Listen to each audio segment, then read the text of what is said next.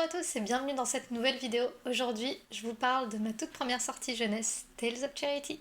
Tales of Charity raconte l'histoire de Charity, donc une jeune fille hypersensible capable de se glisser dans les rêves des autres, qui va faire la rencontre de Koru, son étoile guide, donc un compagnon qui va justement l'accompagner dans sa quête, pour aller à la rencontre des gardiens de Primarune et apaiser leur cœur.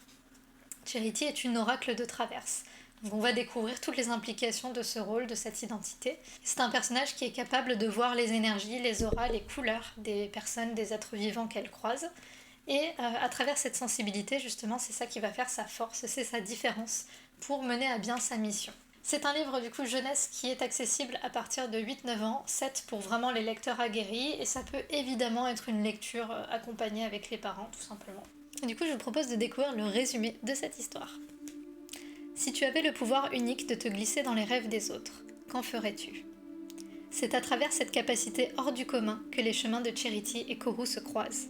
Accompagne cette petite fille et son étoile guide sur les traces des gardiens de Primarune. Explore des paysages enchanteurs pour rétablir l'harmonie du monde. Ce premier tome t'ouvre les portes d'une aventure extraordinaire, tissée de mystères, de magie et de découvertes. À chaque étape du voyage, reconstitue les illustrations à l'intérieur du livre pour révéler leurs secrets. Donc ça c'est pour le résumé, donc vraiment plus destiné aux enfants.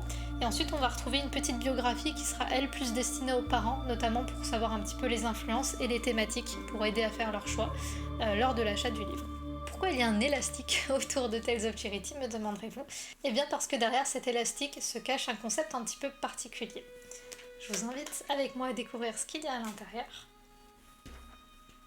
Donc quand on ouvre le livre, on va avoir au début et à la fin des calques. Donc vous allez voir la première page ici, et également, hop, juste ici.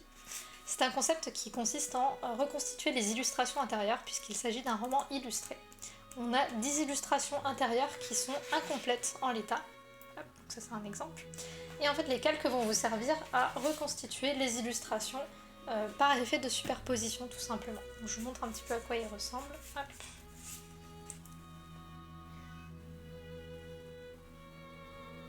Ça c'est un exemple. Il y en a 10 en tout dans chaque livre qui correspondent à chaque illustration intérieure, le but étant ensuite de reconstituer chaque illustration pour en révéler tous les secrets. Tout a vraiment été pensé, donc l'utilisation de la couleur bleue pour la partie calque, c'est tout simplement pour représenter la magie, c'est une couleur que j'aime beaucoup, qui fait également un rappel de la couverture, je trouve assez sympa. Et on a une signification un petit peu plus profonde sur quels éléments j'ai choisi de représenter sur calque et quels éléments j'ai choisi de représenter dans le livre. Tout ce qui est représenté sur calque et qui vient se superposer, c'est un petit peu comme si on venait révéler tout ce qui était de l'ordre de l'invisible, de la magie. Donc comment ça marche pour reconstituer les illustrations ? Eh bien il suffira d'aller trouver quel calque correspond à quelle illustration, sachant que, petit piège, il y en a qui sont dans différentes orientations, donc format orientation portrait ou paysage, et il faudra évidemment trouver la bonne façon de les superposer. Hop. Donc ça c'est un exemple, et vous voyez qu'on a quand même une jolie transparence des calques. Concernant l'élastique qui est fourni avec, il a deux fonctions. La première c'est évidemment de maintenir les calques dans le livre pour que quand vous le transportiez tout simplement, les calques ne glissent pas. Ça peut être aussi pratique pour la manipulation en salon en dédicace pour éviter de faire tomber les calques par inadvertance, mais ça peut aussi avoir une fonction de marque-page, donc comme ça vous avez un effet 2 en 1. Par exemple si je veux marquer ma lecture à cette page là, eh bien j'ai juste à mettre l'élastique comme ceci, et du coup ça va me retrouver ma page. En plus, concernant les thématiques abordées dans cette histoire, j'ai tenu à en faire une histoire qui place, comme tous mes autres romans finalement, la différence au cœur de l'intrigue. Donc on va suivre un personnage qui est hypersensible, qui a le pouvoir de se glisser dans les rêves des autres. Donc c'est un petit peu sa particularité, et c'est d'ailleurs à travers cette particularité qu'elle va faire la rencontre de Koru, son étoile guide. Dans cette histoire, on aborde également la thématique de la confiance en soi, le fait de grandir, d'apprendre à apprivoiser ses peurs et ses doutes, l'écologie également, et aborder la thématique de la vie et de la mort. Cette histoire, c'est aussi une invitation à s'émerveiller des petites choses. C'est quelque chose que j'ai l'impression qu'on perd en devenant adulte. En tout cas, la plupart des adultes le perdent. Et je trouve que c'est bien de se souvenir de ça, de se souvenir de comment on était enfant, comment on s'émerveillait de tout. Et justement, c'est une invitation à se reconnecter un petit peu avec l'enfant qu'on était. Charity, en fait, c'est un personnage qui n'est pas du tout puissant, même si elle a de grands pouvoirs. Elle apprend à les apprivoiser un petit peu comme on apprendrait à apprivoiser le fait de grandir et d'être adulte. Elle a aussi ses peurs, ses craintes, ses failles. Elle va être confrontée à des échecs, à des frustrations, et donc c'est aussi adapté pour les enfants qui sont confrontés au même challenge finalement, aux mêmes situations que Charity, évidemment transposé dans le monde réel, mais dans cette histoire-là, on accompagne un personnage qui a 9 ans, et donc les enfants qui liront cette histoire pourront facilement s'identifier à ce personnage. La mise en page a été travaillée de sorte à ce qu'elle soit aussi fluide et aérée que possible. Donc on a à chaque fois les illustrations qui vont prendre une page entière. On a également un système de récompense et d'inventaire, un petit peu comme les jeux vidéo, qui vont être marqués par une écriture différente du reste du texte. On a également des sauts de ligne entre la partie dialogue et la partie description pour justement bien différencier les deux et aider au côté vraiment lisibilité. Et d'ailleurs, en parlant de jeux vidéo, c'est une œuvre qui est pas mal influencée par les jeux vidéo, alors pas n'importe lesquels, des jeux vidéo contemplatifs. Si vous connaissez les univers, par exemple comme Ori and the Blind Forest ou Journey, ce sont vraiment deux univers majeurs qui m'ont énormément inspiré. Et d'ailleurs, on retrouve un petit clin d'œil à la forêt de Ori and the Blind Forest, justement sur la couverture, avec dans Tales of Charity la forêt de Nick Ariel. Concernant la couverture du roman, elle a été réalisée par un artiste que j'admire énormément qui s'appelle Ricky Hart. Ça faisait des années que j'avais envie de collaborer avec lui. C'est enfin chose faite, donc je suis ultra contente. Et je trouve le rendu absolument magnifique. Je vous le montre d'un peu plus près. Et je vous mettrai probablement la couverture en début de vidéo de toute façon, dans son BAT numérique. Voilà, donc c'est vraiment, on continue l'illustration d'avant en arrière.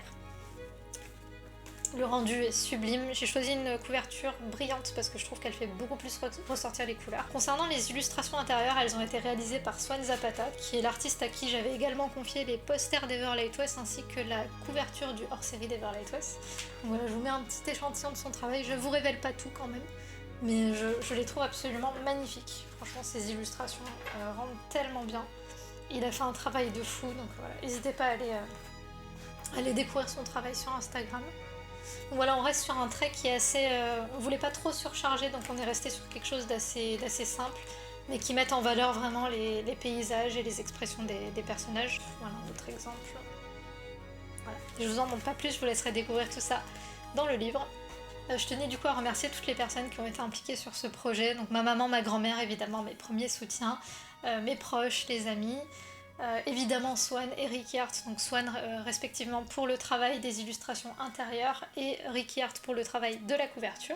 Merci également aux bêta-lecteurs qui m'ont aidé à traquer les incohérences, les défauts de rythme. C'est grâce à eux que cette histoire est passée du stade de premier jet à quelque chose de beaucoup plus élaboré.